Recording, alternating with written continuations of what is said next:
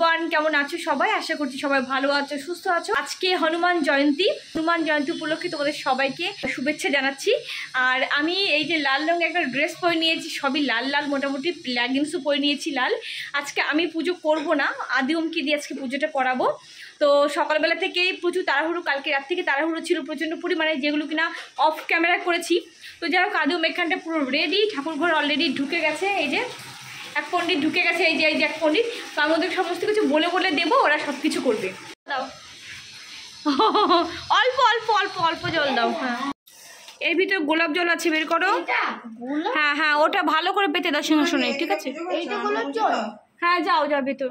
ওটা না, ওটা এই যে গোলাপ জল, এটা এটা এটা এটা এটা এটা এটা গোলাপ জল। হ্যাঁ, গোলাপ জল দাও এখানে। হ্যাঁ, এখানটা একটুখানি গোলাপ জল ঢেলে দাও। কত? অল্প একটুখানি দিবি, আজকে আমার কথা বলতে বলতে মুখ ব্যথা হয়ে যাবে। অল্প দেবে, একদম অল্প। দাও দাও, আর দাও, আর দাও, ব্যাস ব্যাস। লাল চন্দন দাও একটুখানি, ওটা একটু লাল। হ্যাঁ, লাল চন্দনের গুঁড়ো হাতে নিয়ে এর ভিতরে দাও, আর একটু দাও, ব্যাস। এবার ওই রুমাল নাও। বাচ্চারা নতুন কিছু শিখলে কিন্তু অনেক বেশি আনন্দ পায়। আমরা দেখবো অনেক সময় এমন হয় যে আমরা নিজেদের কাজে তাড়াহুড়োতে বাচ্চাদের দিয়ে অনেক কিছু শেখাই না, কিন্তু এটা ভুল কথা। বাচ্চারা কিন্তু নতুন নতুন কিছু শিখতে চায়, জানতে চায়, আর আমরা মায়েরা অনেক সময় বিরক্ত হয়ে করতে দিই না, কিন্তু এটা করতে দেওয়া কিন্তু উচিত। আজকে বজরংবলীর জন্মদিন, তো আমার ইচ্ছে ছিল বেশ অনেক দিন ধরে আদি ওমকে দিয়ে সমস্ত কিছুটা করাবো। অনেকে বলে থাকে বা অনেক জায়গায় দেখেও থাকি যে বলে বা সেখানটাও শুনেও থাকি যে বজরংবলীকে নাকি মেয়ে ছেলেরা পুজো করে না।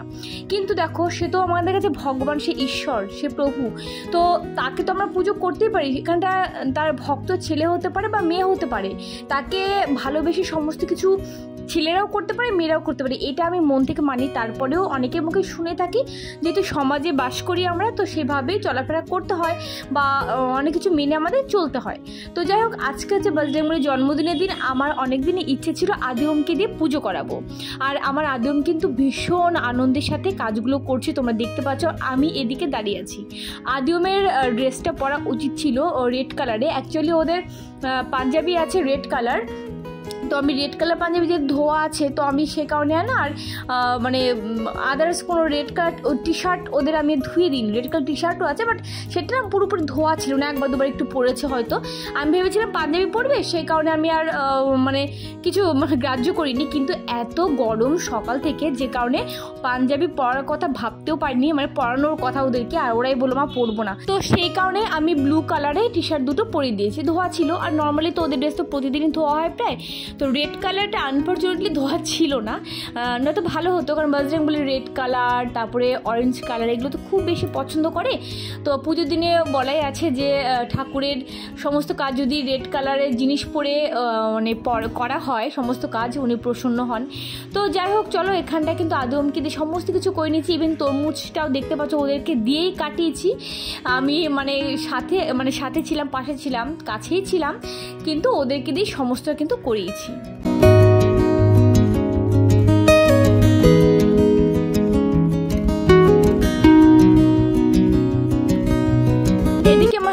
চলে এসেছে, ও অফিসে গেছিলো, বাট গিয়ে সিগনেচার করে চলে এসে।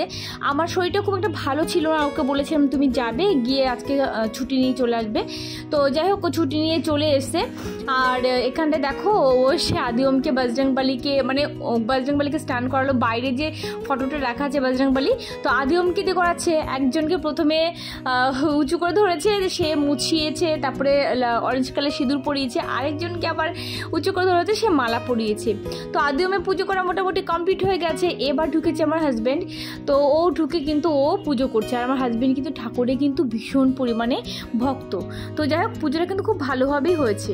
আর পুজো করতে করতে ওদিকে হাজব্যান্ড পুজো করছে, আর মানে হনুমান চালিসা পড়ছে। আর এই ফাঁকে আমি চলে এসেছি কিচেনে এসে দেখলাম যে না রান্নাটা এখন করতে হবে, কারণ অনেকটা লেট হয়ে যাবে, অলরেডি অনেকটা লেট হয়ে গেছে। আমি যেহেতু পুজো করব না, আদিও কিন্তু সমস্ত কিছু করিয়েছি, খুব সুন্দরভাবে করেছে আদিও, মানে ভাবতে পাইনি।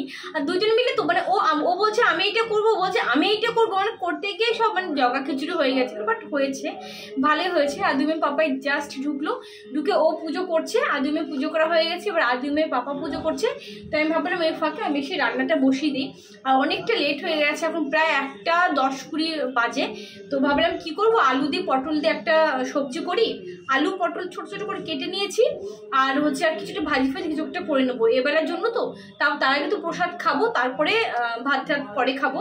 তো আলু আর পটল সবজি এভাবে কেটে নিয়েছি, আর এইভাবে আলু পটল সবজি খেতে খুব ভালো লাগে, আমারও ভালো লাগে, আমার বাড়ির সবারও ভালো লাগে।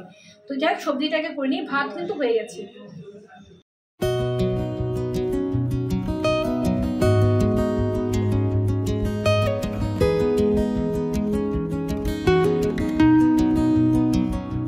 কমপ্লিট, তাই তো বাবা? আমার আদি বাবা এখন এই ওইভাবে প্রসাদ নিতে নেই, ওইভাবে নিতে নেই, বলো হনুমানজি প্রসাদ দাও মা আমাকে। হ্যাঁ, পুজো কমপ্লিট হয়ে গেছে, আর হচ্ছে এদিকে প্রসাদে নেওয়া হয়ে গেছে অলরেডি, আদিম প্রসাদ নিয়ে নিয়েছে। ওরা সে সকাল থেকে উপোস হয়েছে আমার সঙ্গে। আমি বললাম আমি তো পুজো করিনি, ওরাও পুজো করেছে, কিন্তু উপোস তো রয়েছে ওরাও বটে। জোর করে 1 গ্লাস ছাতু শরবত খাইয়েছিলাম, খাবে না কান্নাকাটি, জোর করে খাইয়েছিলাম। এখন তো প্রায় 2:30 বাজতে চললো। তো যাই হোক চলো, ওদেরকে প্রসাদ ওরা নিজেরা প্রসাদ দিয়ে নিয়েছে, এবার আমিও প্রসাদ নেব। প্রসাদ বের করে নিয়েছে, আরও প্রসাদ রয়েছে ঠাকুর ঘরে, আর এই যে হাজব্যান্ডকে দেবো এবার। তো ওদিকে রান্না হচ্ছে, তো তার আগে আমি প্রসাদটা খেয়ে নেবো অবশ্যই, কারণ বাড়িতে ঠাকুর পুজো হলে বা উপোস থাকলে তো আগে আমরা প্রসাদ খেয়ে উপোসটা ভাঙি, তারপর সমস্ত কিছু করি।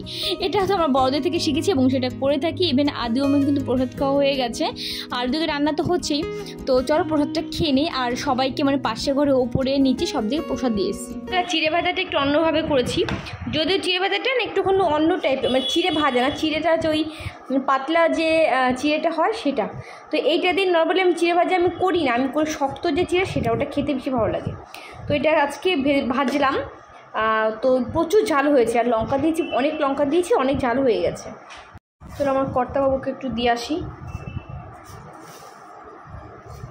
বাবা গরম কি!